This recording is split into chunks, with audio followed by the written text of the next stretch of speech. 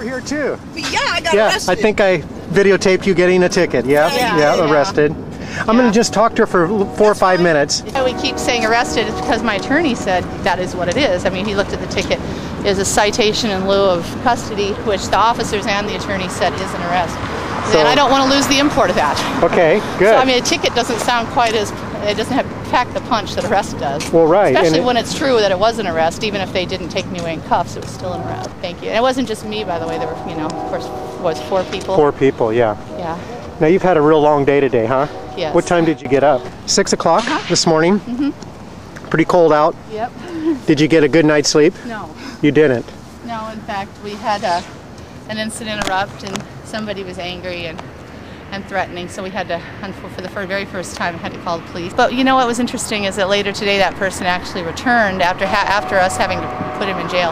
He returned to apologize, to say that, you know, he really did want to talk, and so we got a chance to talk, and, you know, I mean, it felt really good to be able to build that bridge and to not leave, you know, hard feelings out there, especially since the last thing on earth I wanted to do was to call the police, but due to the threatening nature of what was going on and the fact that there were other vigilers present who, you know, were at the point where they were ready to, you know, I mean, we all adhere to a code of nonviolence, but I knew that it had come to a point, where I could lose control of the situation where there not to be like some further support. So the authorities came and they happened at 3:30 this morning. Oh, cripes. Yeah. Okay. So it's been a long day, yes, so forgive me if I ramble a little. To an event at Willamette University where there'll be lots more people and lots more opportunities to get the word out further, get more signatures. And I want to just ask you a couple quick questions, and it's about you.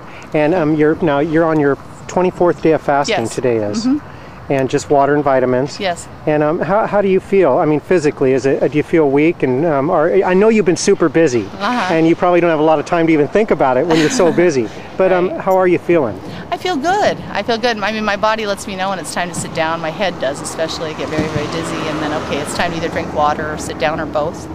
So, and I've done that here and there throughout the day. Not a lot, because it's hard on me to watch people go by and not get a flyer in their hand immediately. And what was really exciting is there were thousands of people down here. I can't even begin to comprehend the possible number, but just my eye said at least 5,000. And what was great about that is by the end of the day, people that were coming out of the building, when I would go up and try to hand them a flyer, they'd be like, no, I already got one. No, I already got one. So that's great. I mean, it says we hit a lot of people with flyers, and we collected literally hundreds of signatures. Good. So, on the petition and the postcards, which will be hand delivering, and it's just really exciting. The momentum and the general atmosphere and mood of the people. I mean, for one thing, it was celebratory because it's the 150th birthday of Oregon. Happy birthday, Oregon!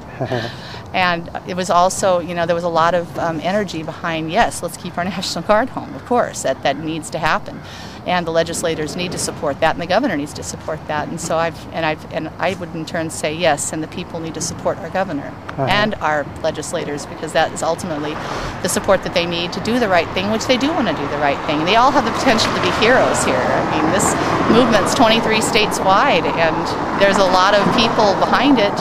And Oregon's campaign, I've heard, is doing the absolute best out of all the states involved right now. And so everyone here has potential to come out as heroes, and that's really what we want to propound and to help build energy for. So now another quick question. I wanted to just ask you the personal one about your family. Sure. You have 6 children, right? I do. And so I hear and I see stuff. Now I'm getting a phone call. I see stuff happening where people will crap talk you for not being with your kids. How do you address that? It's hard on you, I'm sure. And you haven't dissed your children, have you? No. I mean, are they safe? They're very safe. They're with family members. My 3 youngest are with their father in Corvallis, and they're being very adequately and responsibly taken care of there. I get to see them on a weekly basis. I'm so very fortunate in that, because the troops that we routinely send overseas, especially, for now, I mean, we're really focusing on the Oregon National Guard. And the truth of the matter is, people don't sign up for the Oregon National Guard to go overseas. I can't tell you how many times I've heard that story that, I signed up to protect my state. I'm a firefighter, I'm a police officer, I'm a medic. I wanted to bring something to my state, not be sent overseas. And so that not only is that not fair, but to do that to them repeatedly 3, 4, 5 times, away from their families, away from their children, I mean, how is it that a parent would feel looking at their children one more time, looking at their spouse one more time, and wondering, will this be the last time I see them? Will this be the last time for me, for them looking back and feeling the same way, and then the pain that ensues from that. And that resonates with you as being deeply, a mother. Very, very deeply. When I see PTSD in 1- and 2-year-olds, yes, that does resonate very deeply with me. And I'm not willing to put up with it without doing everything I can. And if that means to shine a spotlight by putting my own life on the line, because that's what we're asking again and again and again and again, and we can't justify it.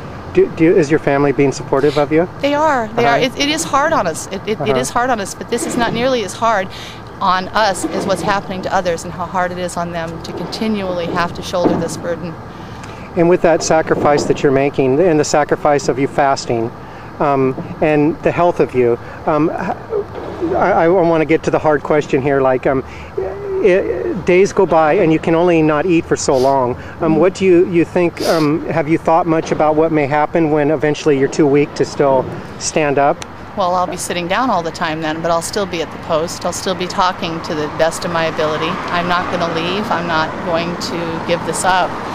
And I have faith in the people of Oregon, especially with the people I saw today. I have faith that there are so many people who feel strongly about this, as obviously was demonstrated today, that we have the power to succeed.